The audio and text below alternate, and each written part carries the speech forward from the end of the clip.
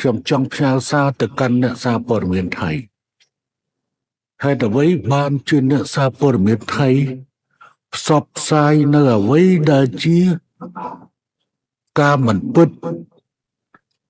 ហើយការមិនពិតនេះអាសូរតែការមិនពិតទៅវាមានคลิปវីដេអូទាំងស្រុងទៅទៀតហើយវាបង្កើត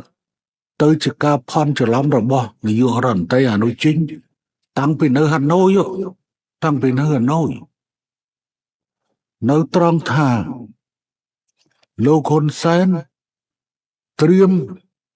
នឹងគេហៅថានិយាយតាមបែបទៅថានឹងទៅដើមយកដីនឹងត្រឡប់មកវិញទាំងមធ្យោបាយសន្តិវិធីនិងមធ្យោបាយយោធាវាទៅជាអញ្ចឹងទៅបាត់ទៅហើយទៅជាអញ្ចឹងយើងសូមប្រាំផ្ញើទៅអ្នកកសែតថៃទាំងឡាយមើលឲ្យច្បាស់នេះបង្កើតនៅការផន់ច្រឡំដ៏ធំមួយដែលមិនត្រូវគួរឲ្យកើតមានតាមរយៈអ្នកសារព័ត៌មានទេម្សិលមិញខ្ញុំបានលើកឡើងពិតប្រាកដអំពីបញ្ហារវាងម្ខាងដំណោះស្រាយយោធានិងម្ខាងទៀតដំណោះស្រាយសន្តិវិធីខ្ញុំសួរទាំងប្រជាពលរដ្ឋថាតើចង់ដោះស្រាយដោយដំណោះស្រាយយោធាទេព្រោះជំរឿរបស់យើងវាមានតែពីរទេឬមួយយើងត្រូវតែដើមដីរបស់យើងមកវិញដោយប្រើកម្លាំងយោធាឬមួយយើងត្រូវតែដើមដីរបស់យើងមកវិញតាមមធ្យោបាយសន្តិវិធីប្រជាពលរដ្ឋរបស់យើងបានលើកដៃគ្រប់គ្នាគឺមិនចង់បានយោធាទេកាលពីមុននាយករដ្ឋមន្ត្រីក៏ដូចជាគ្រប់តួអង្គពាក់ព័ន្ធទាំងអស់តែងតែនិយាយថាការដោះស្រាយដោយសន្តិវិធីលើកនេះខ្ញុំបានបញ្យល់ច្បាស់ទៅកាន់ប្រជាពលរដ្ឋដើម្បីឲ្យយល់អំពីផលវិបាកនៃការប្រើប្រាស់កម្លាំងយោធាខ្ញុំបានបញ្យល់ហើយខ្ញុំគិតថានេះគ្រាន់តែជាការបញ្យល់បន្ថែមទេអ្វីដែលសំខាន់សូមឲ្យអ្នកសារព័ត៌មានថៃបើកមើលវីដេអូនោះឡើងវិញហើយមើលចែកវាច្បាស់ខ្ញុំបាននិយាយថាបើសិនជាប្រើប្រាស់ដំណោះស្រាយយោធាឧទាហរណ៍តែយើងត្រូវវាយកាន់កាប់ត្រឡប់មកវិញនឹងទឹកដីនោះក្របទី1គឺជាបរាជ័យរបស់កម្ពុជាលើកិច្ចការនយោបាយនិងការទូតអានឹងជាក្របទី1ដែលចេញព្រោះស្អីយើងជាអ្នកបំពេញបទចម្បាញ់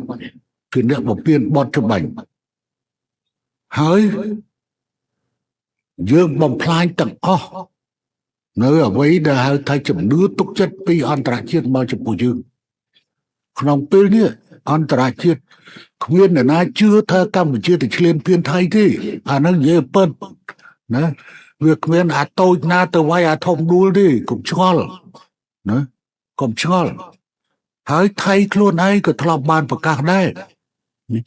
កងទ័ពជើងគោកថៃប្រកាសច្បាស់ណាស់ថាដោយសារកម្ពុជានេះទៅនៅលើដីថៃ30ឆ្នាំ40ឆ្នាំហើយដូច្នេះបានជាថៃត្រូវប្រើប្រាស់កម្លាំងដើម្បីយកត្រឡប់ទៅវិញអាហ្នឹងមានន័យថាម៉េចមានន័យថាការផ្ទុះអាវុធនៅខែកក្កដាឆ្នាំ2025ពេលនោះមិនចំណោទសួរថាអ្នកណាផ្ទុះអាវុធមុនអញ្ចឹងទេមានតែអ្នកវាយដដើមគេទេបានផ្ទុះអាវុធមុនករណីដូចគ្នានេះខ្ញុំចង់និយាយថាបើសិនជាយើងចង់វាយដដើមទៅវិញយើងជាអ្នកផ្ទុះអាវុធមុនដូច្នេះយើងជាអ្នកខុសនឹងលទ្ធផលខាងផ្នែកនយោបាយដល់លទ្ធផលខាងផ្នែកយោធាយើងអាចទេទុកមុនបានហើយថាកងទ័ពរបស់យើងនឹងត្រូវស្លាប់ត្រូវរបួស